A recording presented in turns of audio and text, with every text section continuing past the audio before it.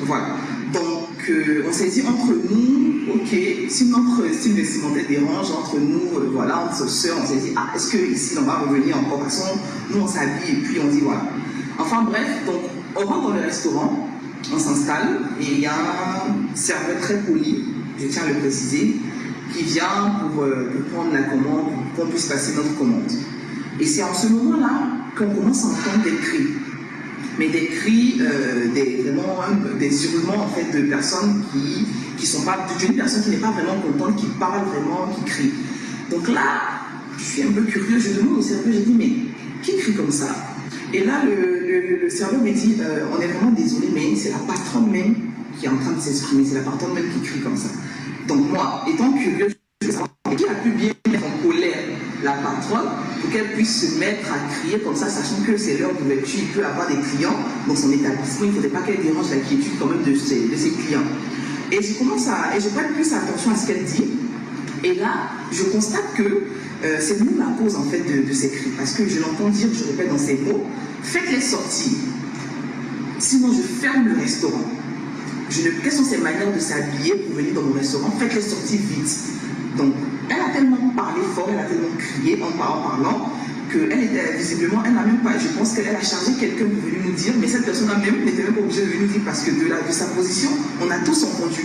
Le client, la clientèle, y compris le serveur, on a tous entendu et on s'est tous regardé. Mais attends, la dame, elle est en train de parler de nous là parce que c'est nous les clients. Donc elle nous demande de quoi est-ce qu'on parte, donc on n'est pas les bienvenus ici. Donc nous, on est en train de se concerter, on se dit, mais attends, après ce qu'on vient d'entendre là, est-ce qu'on reste toujours ou est-ce qu'on part? Donc pendant qu'on se concerte et tout, à prendre une décision de si on part ou si on reste, la dame, elle sort de sa pièce. Elle sort de sa pièce et elle vient, elle me dit, je suis désolée, le restaurant est fermé. Ok, il n'y a pas de problème, le restaurant est fermé. Ok, donc pendant que nous sommes en train de prendre nos affaires, téléphone et tout, on est en chemin pour sortir. Elle me dit, je suis vraiment désolée, voilà, on vient de m'appeler, le restaurant a été privatisé, donc voilà, je suis vraiment désolée. Donc tout au fond, je me suis dit, mais elle n'a pas à se contredire en fait. Le fait qu'elle nous dise que le restaurant est fermé ou que le restaurant a été privatisé, de toutes les manières, nous on part. Donc vous n'avez même pas à vous contredire en fait. Donc pendant que nous sommes en chemin, nous sommes en chemin vers la sortie, elle demande à ses serveurs de nous raccompagner pour ne pas qu'on emporte quelque chose. Donc là, on est tous choqués, on se dit, mais attends. Ne pas que vous emportez quelque chose. Quelque chose de son établissement. Donc là, on est un peu choqués, on se dit, mais attends. Donc là, moi, je réplique directement, je lui dis, mais madame, lorsque nous sommes rentrés dans votre établissement, nous ne nous sommes pas fait escorter par qui que ce soit, nous sommes rentrés librement. Donc nous sommes en train de ressortir, permettez-nous quand même de pouvoir sortir librement aussi sans être escortés par qui que ce soit. Et là, elle nous répond, je répète dans ces mots, je n'en ai rien à foutre, sortez. De toutes les manières, j'ai dit que ce genre de tenue était interdit dans mon établissement, je l'ai dit sur ma page. Donc là, moi je réplique encore, je lui ai dit, mais madame, on est désolé, je suis désolé, mais vous n'allez pas refaire notre garde-robe. Déjà que vous nous dites que votre restaurant est fermé, nous sommes en train de partir, donc permettez-nous de sortir librement en fait. Et là, encore dans ses propres mots, je répète, je n'en ai rien à foutre, dégagez. De toutes les manières, j'ai dit que je ne veux pas de noir ici. Ce sont les propos utilisés. Ce sont les propos utilisés par la dame. Donc là, on est bouleversés, on est tous choqués, on est tous bouleversés déjà parce qu'elle vient de le dire. Donc là, tout ce qu'on a eu comme réponse à lui dire, en fait, on a dit, ah ok, donc c'est parce qu'on est noir en fait. Donc c'est ça le réel problème. Et là, on s'est dirigé vers la sortie. Et pendant qu'on sortait, on a remarqué la présence d'un couple de type caucasien qui venait à peine d'arriver. Et ces personnes-là, je pense que visiblement, nous ont vu en train de sortir parce qu'ils ont vu toute la clientèle du restaurant sortir, se sont demandé si le restaurant était fermé. Donc ils ont demandé au gardien si le restaurant était fermé et tout. Et tout chaleureusement, la dame, elle vient, elle les accueille normalement, elle les installe. C'est-à-dire qu'un traitement différent à la nôtre en fait. Donc là, on s'est dit qu'effectivement, c'est une question maintenant de race, parce que déjà qu'elle a dit ouvertement qu'elle n'a pas besoin de noir ici, et des propos accompagnés d'un comportement comme ça, je me suis dit que effectivement on a été victime de racisme. Donc là, on est sorti du restaurant, voilà, toute bouleversée, toute choquée, et on a pris la voiture en chemin, on essaie quand même de comprendre, en fait, de revivre la scène, de se dire que qu'est-ce qui n'a pas marché. Excusez-moi, juste quelques secondes, et puis je suis à faire mon commentaire. Ça nous a quand même bouleversé parce que... Voilà. Bonjour à tous, aujourd'hui nous sommes donc le 14 octobre 2022. je voulais pas faire de vidéo au départ sur cette histoire-là. Alors, je pense que vous avez été au courant. En fait, ça s'est passé récemment. C'était à Abidjan, du côté de zone 4, hein, quartier de Biétry, hein, zone 4, du côté de Makori, là-bas. Et c'est une restauratrice qui s'appelle Jacqueline Al-Aya, hein, qui est, paraît-il, française. Bon, je peux vous dire que je me présente, voilà, c'est ça d'abord commencer. Djoubion, c'est mon surnom sur le net, et je suis accessoirement seulement spécialiste de la France. Et je suis un panafricain très convaincu. Alors, en ma qualité de accessoirement spécialiste de la France, je peux vous dire que ces gens-là, quand ils disent que, enfin, ils sont tous français, mais moi, là, je peux pas comme ça dire, mais si on se voit en privé, je vais vous dire qui c'est. Voilà. Et comprenne qui peut, comprenne qui veut. Pourquoi? Parce que, écoutez, c'est choquant, c'est traumatisant. Là, on a affaire à des jeunes femmes et elles sont victimes de discrimination en pleine Côte d'Ivoire. C'est l'émergence, selon M. Alassane Dramane Ouattara. Et oui, c'est bien de ça dont il s'agit. Et moi, mon approche, c'est pas comme la plupart des gens, hein, je ne dis pas que je suis le seul, mais en tout cas, ceux qui ont la même approche que moi, je dis tant mieux. Non, c'est une approche de responsabilité. Et donc, quand ces genres de situations arrivent, tout de suite, ce à quoi je pense à la responsabilité des dirigeants. Mais bien entendu, pourquoi? Parce que, écoutez, nous sommes au XXIe siècle et on connaît l'histoire du peuple noir, l'histoire du peuple africain. Donc, il ne faut jamais oublier ce qu'on a pu subir. Mais comme on a affaire à des responsables cupides, alors toujours pareil, hein, le panneau, ah, mais je n'y peux rien, moi j'aimerais bien que hein, ça soit remis en cause, au sens où ils agissent positivement, ils agissent correctement, voilà, qu'ils soient dignes, qu'ils soient respectueux. Eh bien non, ben, donc on en revient à ça, et donc l'explication, j'ai dit, ils sont comme ça parce que ça vient de là, ça vient de là. Là c'est quoi? C'est la zone des aliénés, spéciale dédicace aux dirigeants africains qui sont dans cette zone-là, hein, la zone des complexés et la zone des corrompus. C'est ça, en fait, qui amène ça. Donc, cette histoire-là est passée récemment, elle a expliqué là, hein, bon, vous verrez, vous allez prendre le lien, vous regardez, vous tapez sur YouTube, en fait, discrimination, restauration à zone 4 du côté de Biétry à Abidjan. Voilà, vous allez le trouver facilement, hein, parce que ça fait la une d'actualité là il y a quelques jours. Au début, je vous dis, je ne voulais pas en parler, mais je crois que ça date du 6 octobre 2022, voilà, donc je vais vous dire que c'est récent. Hein. Parce qu'il y a de l'actualité, comment dire ça, qui est bouillonnante, hein, notamment au niveau de la géopolitique.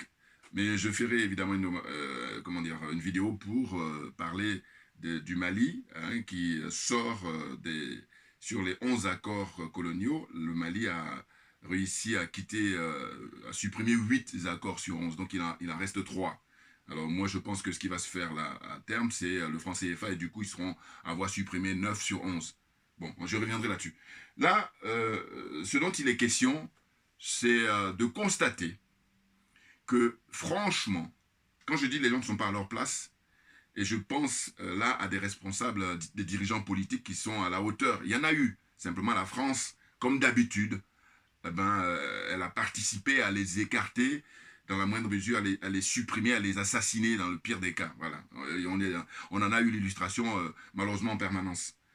Et donc, on a des gens qui sont accueillis en Afrique de manière générale, et là en Côte d'Ivoire, là en l'occurrence, ils sont tranquilles, ils ont même des quartiers résidentiels qui leur appartiennent. Et c'est pour ça que je dis, mais le moment est venu que les panafricains prennent le pouvoir. Pourquoi? Parce que nous, on va mettre les pendules à l'heure. Bien entendu.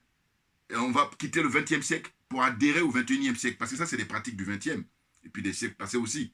Comment on peut être au XXIe siècle et puis continuer à assister à ça, alors que ça a triomphé, ça. Quand je dis ça, n'oubliez pas l'origine d'apartheid en Afrique du Sud, en pleine terre africaine, qui a duré 40 ans, c'est-à-dire 4 décennies, pas moins, avec le symbole de cette lutte-là contre l'apartheid, M. Nelson Madiba Mandela, et puis ses compagnons de lutte.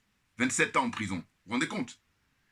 Et là, évidemment, les 27 ans ont pu perdurer parce que les autres pays africains sont restés spectateurs. Ah ben oui, c'est le moins qu'on puisse dire. Alors, il y en a d'autres qui se sont manifestés, mais ceux qui étaient à rester indifférents ou étaient même dans le camp des oppresseurs, pense à un certain Fouet-Boigny, oui. Non, mais le moment est venu de faire le compte, les gars. Ah bon, oui. Non, parce que sinon, on va essayer de se mentir, et moi, ça ne m'intéresse pas, parce que ma religion, c'est la vérité et la justice. Ah oui, donc le moment est venu plus que jamais de mettre les cartes sur table pour aller sur de très, très bonnes bases. Autrement, c'est pas la peine. Je dis, quand c'est comme ça, chacun a ses valeurs. Ah oui, et puis on ne va pas faire chemin ensemble. Hein? Qui se ressemble s'assemble, bien évidemment, bien évidemment. Donc, ça s'est passé récemment, et puis, justement, la restauratrice, comme elle a vu que... Enfin, elle a oublié qu'on est à l'heure d'Internet. Elle a oublié qu'elle a affaire maintenant à une nouvelle génération, parce qu'elle a un certain âge, cette dame. Vous voyez? Parce qu'elle a été interrogée, puis elle a commencé à nier mauvaise foi qu'ils sont, malhonnêtes qu'ils sont. Elle, c'est justement, j'allais dire, la religion du mensonge. Comprenne qui veut, comprenne qui peut. Et oui, oui, oui, oui. Je vous dis, en tant que accessoirement spécialiste de la France. Hein. Bon. Donc, on est dans cette situation-là où il y a des quartiers en Côte d'Ivoire en général et à Abidjan, il y a des choses même qu'on ne voit pas. Mais là, on a pu voir ça, le témoignage de ces jeunes femmes-là, qui dénoncent la discrimination dont elles ont fait l'objet. L'ostracisme, la discrimination, le racisme. On est en Côte d'Ivoire, on est en Afrique. Oui, je dis, quel est l'endroit au monde où le noir, où l'Africain n'est pas ostracisé, où il n'est pas humilié? Dites-moi. Bon, c'est une chose. Mais quand je dis le pompon, c'est-à-dire le gâteau, le gâteau, enfin la cerise sur le gâteau, excusez-moi, mais c'est quand ça se passe en Afrique, en général, et en Afrique noire en particulier. Là, c'est la cerise sur le gâteau. C'est-à-dire qu'on ne peut pas faire mieux au point de vue d'atteindre le sommet, de régner la dignité de l'homme noir, de l'homme africain. Et bien entendu, mais ça, je vous dis, moi, en ce qui me concerne, si ça ne dépendait que de moi, la responsabilité incombe tout simplement, purement et simplement, aux dirigeants. Ah oui, parce que la loi, elle doit être appliquée dans toute sa sévérité. Ah ben, bien entendu. Non, parce que dans les bouquins d'histoire, justement, qu'est-ce qui figure? Il faudrait voir qu'est-ce qui est consacré à l'histoire de l'Afrique par rapport à la souffrance des Africains, du peuple noir, du peuple africain. Regardez, depuis l'école maternelle, l'école primaire, l'école secondaire, ainsi de suite, au lycée, et puis après, on arrive aux études supérieures. En Afrique, zone francophone, là, la zone des aliénés, des complexés, des corrompus, à le regarder pour voir quel chapitre est consacré et combien de pages sont consacrées. Puis en traiter avec rigueur, parce que ne suffit pas de dire je traite. Non, non, non. Voilà. Et Dieu seul sait si on a eu des historiens, si on a des penseurs, des gens très qualifiés. Mais simplement, les dirigeants politiques, justement, ne font pas leur boulot parce que ce sont des aliénés, ce sont des complexés, ce sont des corrompus. Voilà. Ces gens-là ont vendu leur âme et c'est leur problème. Mais par contre, le moment est venu maintenant qu'ils dégagent et qu'ils ne perdent pas notre temps. C'est ça qui est fatigant. Voilà. Ils sont en train de perdre notre temps. Ils retardent l'échéance, ce que je crois. Mais c'est peine perdue. Ah bah oui. Parce qu'eux, ils sont restés bloqués au XXe siècle, comme je le dis constamment. C'est clair. Ces méthodes-là. Donc, vous voyez, vous regardez ces gens-là, quand vous leur demandez leurs origines, apparemment, elle dit qu'elle est française. Bon, je vous dis, moi, je sais qui c'est. Bon. Enfin bon.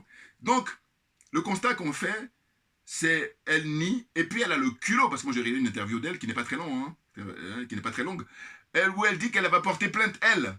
Mais je me suis dit quoi? Je me suis dit, mais si elle dit ça, c'est parce que cette dame, elle a des connaissances. C'est toujours comme ça, bien entendu. Et c'est là où le bas blesse. Et bien entendu, oui, oui, oui. Non, parce que c'est elle qui est la responsable. Et ce sont les jeunes femmes qui sont des victimes. Elles sont des victimes, bien entendu. Ce sont elles qui ont été humiliées quand on leur demande de partir et qu'on ne veut pas de noirs dans ces restaurants. Là-bas, à zone 4, du côté de Biétry, à Marcory. Oui, oui, oui. Puis je vous dis, là-bas, c'est un quartier résidentiel où ils sont très nombreux.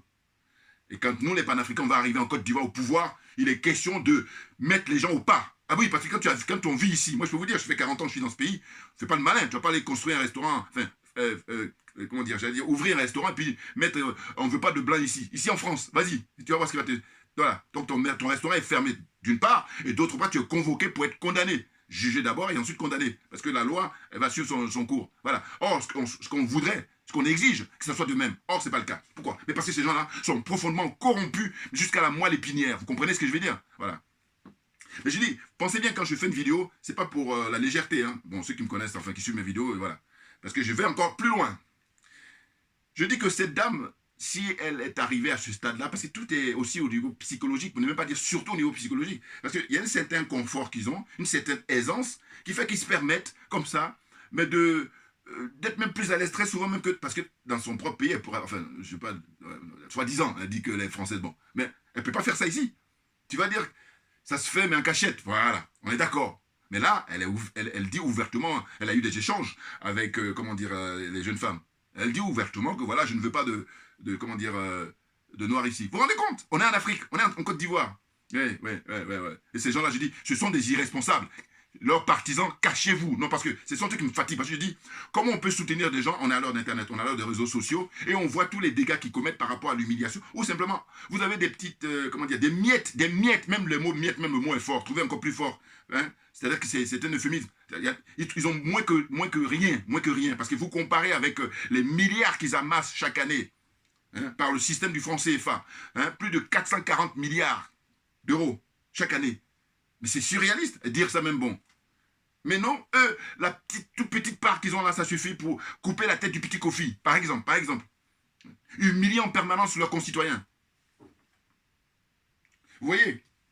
Donc là, les petites notes que j'ai prises, c'est... ça s'est passé donc le 6 octobre, les faits. Hein, j'ai marqué histoire de la restauratrice française qui interdit l'accès à son établissement au noir. Hein, et son restaurant s'appelle Village Ibiza à Biétry.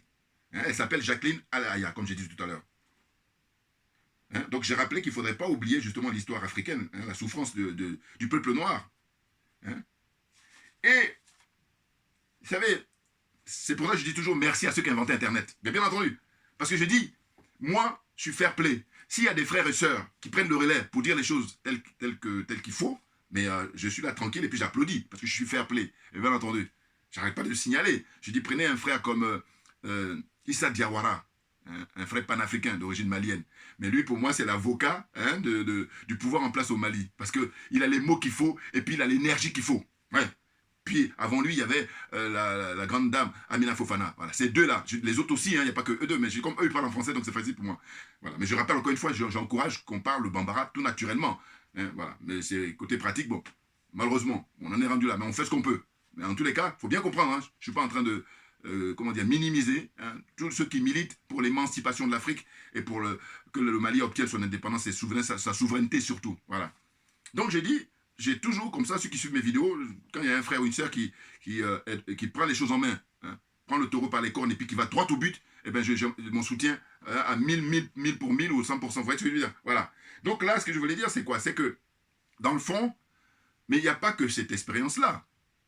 Alors, avant de faire cette vidéo, j'ai fait des recherches. Et qu'est-ce que j'ai constaté?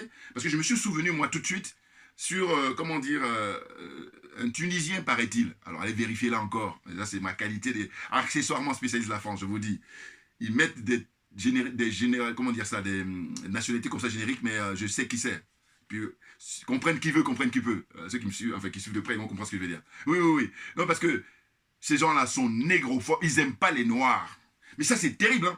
C'est même plus fort qu'eux. Hein. C'est plus fort qu'eux. Vous discutez avec eux, normalement, en apparence, mais ça remonte trop loin. C'est terrible. Et du coup, vous savez, il y a ce qu'on appelle l'inconscient. L'inconscient, il finit par sortir. Donc, le souvenir que j'ai, c'est, très exactement, je crois, c'était en février, le 27 février 2020. Ouais, on revient en arrière, 2 ans en arrière. Hein, plus de 2 ans. Eh bien, le 27 février 2020, souvenez-vous, c'était encore à Marcory. Voilà, c'est bizarre, hein, parce que c'est leur secteur. Et là, pareil, c'est les gens qui dirigent la Côte d'Ivoire, les dirigeants politiques, hein, en Afrique en général, et puis là, en Côte d'Ivoire, en l'occurrence, voilà, ce sont eux qui ne sont pas à la hauteur. Voilà, ce sont des corrompus. C'est pour ça qu'on en arrive là. Parce que si eux, ils faisaient preuve de vigilance, ils faisaient preuve de rigueur, hein, faire appliquer la loi, eh bien, on respecterait le citoyen, hein, comme on le fait dans ces pays-là, ici en Occident. Voilà. Parce qu'eux-mêmes sont les premiers à humilier, hein, leurs semblables. Bon, qu'est-ce que je veux dire? C'est que ce 27 février 2020, souvenez-vous, ceux qui n'ont pas regardé sur Internet, c'était un Tunisien, paraît-il, qui a giflé, hein, en plein marché comme ça, un policier ivoirien. Mais c'est très, très grave. Et comme j'ai dit avant de faire cette vidéo, j'ai essayé de vérifier un peu pour savoir, lui, son histoire, il en était où. Alors, j'ai appris par la suite ce qu'ils ont mis. Hein, maintenant, j'ai dit, il faut aller vérifier. Ils auraient mis qu'il a été condamné à 2 ans de prison ferme. Voilà. Et puis, il a eu 400 000 francs CFA d'amende. Voilà. Donc, 2 ans de prison ferme. Il faut aller vérifier. C'est important parce que ça, c'est la théorie. Hein. Moi, je dis, il y a la théorie et la pratique. Voilà. Moi, je vais vérifier pour savoir, est-ce qu'il fait ces 2 ans ferme? Il n'est pas question de le mettre pendant une semaine ou un mois. Et puis, non, voilà. C'est ça que je ne vais pas. Il va. Et puis, en plus, je dis, mais il faut faire suffisamment de publicité là-dessus. Vous savez pourquoi? Parce que c'est le fait de ne pas faire de publicité dessus qui fait qu'il y en a un petit malin qui va recommencer dans un mois ou dans un an. Hein. C'est ça. Alors que si on fait une diffusion à la télévision, voilà, au lieu de montrer des futilités, des trucs légers pour éduquer les gens, eh bien, ils feront mieux. Ce gars-là qui a giflé le policier. Vous savez le symbole, parce que c'est là où tu vois, quand je dis que ce sont des irresponsables, mais c'est quoi? C'est que, attendez, le policier, il représente l'État. Donc on a giflé l'État à travers ce geste-là qui est très fort. On est compte. Et en plus, on a affaire à qui? On a affaire à un délinquant. Ce monsieur, il a été arrêté par le jeune policier suite à un accident qu'il a occasionné. Vous voyez? Et il était en état d'ivresse. Alors là, lui, c'est la totale. Voilà. Et il lui donne 2 ans. Bon. Et puis je vous dis, on lui donne 2 ans, c'est une chose. Mais c'est surtout de vérifier qu'il est toujours en prison. Voilà. Qu'il purge sa peine totalement. Puis on lui donne quoi? 400 000 francs CFA à payer. Alors que ces gens-là, il faut le faire banquer. Non, en fait, il faut que ça soit exemplaire, dans le sens où ils ne vont plus recommencer. Alors que si vous vous donnez des peines comme ça qui sont dérisoires, mais ils sont tranquilles. Parce que qu'est-ce que ça représente, lui? 400 000 par rapport à ce qu'il peut toucher habituellement. On me dira toujours, oui, mais la justice... Oui, mais d'accord. Mais sauf que moi, je suis pour que la justice, elle a une rigueur pour tout le monde, sans exception. Ah bah oui. Or, ce qu'on constate, c'est pas toujours le cas. C'est pour ça que tu sais qu'ils veulent faire le malin pour me dire, oui, ça doit pas être proportionnel. Non, non, non. Parce que je sais de quoi je parle. Eh oui. Moi, je suis partisan pour que tout le monde y passe, quelle que soit ta situation sociale. Voilà. Quel que soit, parce que je suis, comment dire, un militant de la transparence, vous imaginez. Et quand je dis toujours, ma religion, c'est la vérité et la justice. Donc on est très clair que tout le monde va y passer, quel que soit le rang que tu occupes. À commencer par M. Alassane Draman Ouattara et son épouse. Voilà. Eux, on va les auditer leur patrimoine pour savoir, depuis 10-15 ans, ça donne quoi avant qu'il soit président. Ouais. Donc moi, je ne rigole pas. Donc c'est pour vous dire que vous êtes des plaisantins. N'importe quoi. Adou Richard, au boulot. Est-ce qu'il va ouvrir une enquête par rapport à cette dame-là qui est accusée de racisme? Voilà, par exemple. N'importe quoi. Oh, des nazes. Bon, de toute façon, là, on arrive, parce que je vous dis, avec l'histoire des 49 Zozo, là, il a signé la fin de son règne. Les choses sont claires. Il y a juste les hommes et les femmes politiques en Côte d'Ivoire qui font qu'il a du sursis. Ah oui, selon moi. Parce qu'eux, ils peuvent accélérer, mais simplement, bon, ils sont pas... La vérité, il faut qu'elle soit dite, mais ils refusent de dire la vérité. Du coup, lui, il gagne en sursis. Ah oui. Voilà, c'est gratuit, je vous donne là. Ça, c'est gratuit. Regardez mes vidéos anciennes, vous allez voir les arguments que j'ai avancés par rapport à ça. Donc, ce délinquant, ce voyou-là, il gifle un policier, mais ça m'avait choqué, je ne suis pas le seul, j'imagine. Tous les Africains en général, et puis les Ivoiriens en particulier. Et d'ailleurs, je me suis rappelé, il y a des jeunes gens qui étaient là sur place, qui se disaient, mais parce qu'ils voulaient en finir avec lui, ils ont bien raison. Non mais, bon, cela dit, moi, si vous prenez, parce que j'avais déjà fait des vidéos à l'époque là-dessus, j'ai dit non. Ce gars-là, quand c'est mon fonctionnement, j'ai dit non, il ne faut pas le toucher, pas de brutalité. Non. Par contre, il va aller devant le juge, on va le juger, et puis ça doit être retransmis. Or là, il a été jugé, apparemment, il a écopé de 2 ans. Mais pourquoi c'est pas retransmis? Voilà, il faut m'expliquer. Quand on voit le programme de télévision en Côte d'Ivoire avec des choses qui sont dérisoires, des choses qui sont, comment dire, de futilité, en fait, des trucs, on ne peut pas faire plus léger. Des trucs plus légers, on ne peut pas faire. Et là, un truc comme ça qui a un but éducatif, d'instruire les gens, et puis de dissuader les prochains qui veulent faire le malin. Voilà.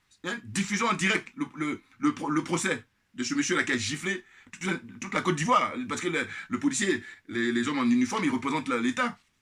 Les policiers, les gendarmes, les militaires, voilà. Les douaniers, tous les corps habillés là, ils représentent l'État. Et là, on gifle comme ça, et lui, il écope de 2 ans.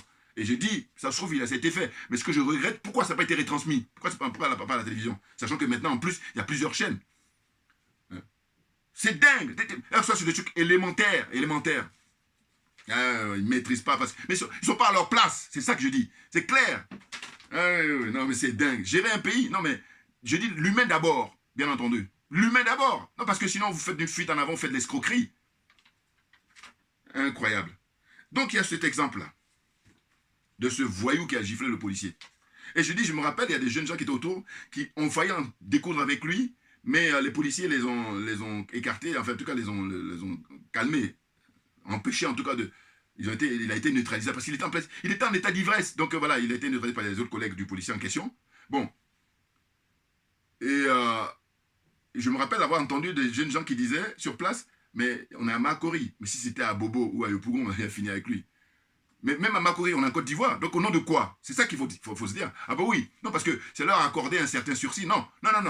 Quel que soit l'endroit où ils sont en Afrique, en général, et en Côte d'Ivoire en l'occurrence, quel que soit l'endroit, ils doivent respecter les Ivoiriens, où ils sont, les Sénégalais, les Camerounais, les Togolais, les Gabonais, les Béninois, toute l'Afrique. Eh oui, parce qu'ici, je vous dis, j'ai pris le même exemple, j'ai dit, allez-y, habitez ici, en Espagne, au Portugal, que sais-je encore, tous ces pays européens, en Allemagne, et puis mettez, c'est interdit aux Blancs. Vous allez voir qu'est-ce qu'ils vont faire. Ils ferment mais ils ne vont pas se contenter de fermer, ils vont vous condamner. Vous allez payer une forte amende, puis vous allez rester en prison Donc voilà, pourquoi c'est pas la même chose? Et des fois, ces gens-là, ils disent qu'ils copient l'Occident, alors que moi, j'ai dit tant qu'à faire, mais copie tout. Enfin, quand je dis tout, je veux dire par là que copie les bonnes choses. Voilà, soyons d'accord, soyons d'accord. Non, ce que je veux dire, c'est que ils font du tri, et là, un exemple qui est très intéressant, justement, d'être rigoureux, mais l'explication, je vous dis, elle vient du fait qu'ils sont corrompus, parce qu'il faut pas être corrompu pour pouvoir faire ce que je demande là. Hein. Ah ben, c'est clair. Voilà, sinon, ça va pas avec. Hein. N'importe quoi. Donc, la suite de mes arguments, c'est l'histoire de jeunes danseuses. Alors, je sais plus comment ils s'appellent leur groupe. Je crois que c'est les Godokui ou quelque chose comme ça. Deux jeunes femmes, ouais, des femmes, voilà, qui sont des danseuses de Mapuka. Bon, elles disent qu'elles dansent pas que le Mapuka, elles dansent tout, toutes les danses parce qu'elles ont des bonnes bases, comment dire, au niveau de leur formation. Et puis elles ont travaillé aussi avec pas mal d'artistes connus en Côte d'Ivoire. Bon. Et là, récemment, je crois que c'était lors d'une finale hein, pour une compétition comme ça qui a lieu là-bas à Abidjan. Et elles font leur démonstration de danse. Et puis l'une d'entre elles, bon, mais elle est dans le show, voilà. Et donc, qu'est-ce qu'elle a fait? Elle est allée devant un policier qui était, qui était en service, voilà. Mais qui était là pour assurer la sécurité, évidemment, du public. Bon, mais lui, il était stoïque. Hein, bon. Mais moi, quand je regarde les images, je dis, mais pourquoi son collègue policier, quand elle va essayer d'aller devant, comment dire, son collègue qui était un stoïque, qui était en garde à vous, là, en fait, pourquoi lui, il l'interdit pas? Parce qu'il aurait pu. Or, lui, s'est écarté. Et la jeune femme qui est dans son... Parce que c'est une artiste. Donc, elle est dans le show. Elle va devant et puis elle fait sa démonstration. Et le public était aux anges. Mais le problème, c'est quoi? C'est que après sur les réseaux sociaux, c'est parti très vite. Et elles ont été convoquées avec diligence. C'est ça que j'ai noté, moi. Et c'est pour ça que je dis, voilà, voyez, moi, mon approche, c'est sage. Toujours droit au but et aller à l'essentiel. C'est-à-dire que, j'ai dit, bon, voilà. Vous voyez la diligence dont ils ont fait preuve pour ces jeunes femmes-là. Et les pauvres, elles sont allées là-bas avec la peur au ventre parce qu'elles ont cru qu'elles allaient aller en prison immédiatement. Alors elles ont expliqué qu'on leur a tiré les oreilles, enfin pas physiquement, mais en tout cas on leur a fait comprendre que voilà, calmez-vous et puis il ne faut pas que ça se répète. Mais moi j'ai dit bon, si on fait ça pour la restauratrice, on la convoque immédiatement, voilà, je suis preneur. Or le constat que je fais, c'est que je dis, en fait, quand on a affaire aux Ivoiriens, aux Africains, ceux qui dirigent, ils sont d'une dureté, ils sont d'une sévérité. C'est ça que je dénonce, en fait. C'est pour ça que je dis, vous allez voir mon approche, moi. Ouais. Non, parce que je me veux responsable. Oh, je dis, ce sont des irresponsables. Il faut accepter la vérité telle qu'elle est. C'est fatigant. Voilà. Quand moi je dis ça, c'est simple. Hein. Oui. Mais simplement, ils ne sont pas à leur place. Parce que je vous dis encore une fois, ceux qui sont à leur place, ils auraient fait le nécessaire. Et puis, on n'aurait même pas eu à assister à ces spectacles-là. Donc, je dis, quand j'observe, je regarde et puis je réfléchis, je dis, mais regardez, l'état dans lequel ils mettent les gens. En fait, ils mettent dans la tête des Ivoiriens, des Africains en général, des Ivoiriens en particulier, ayez peur hein, du corps habillé. Mais pourquoi vous ne faites pas la même action pour les gens qui habitent à Makori, là, les Français, et tous les autres étrangers, là. Les leucodermes, voilà, le mot est là, voilà, planter le décor.